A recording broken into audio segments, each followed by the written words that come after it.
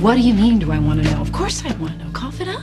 Well, I saw you being all cozy with Bill, and sometimes I think you really love the guy. I do, Jonathan. I love him.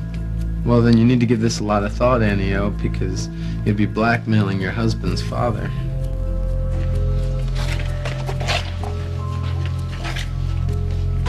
If Bill finds out...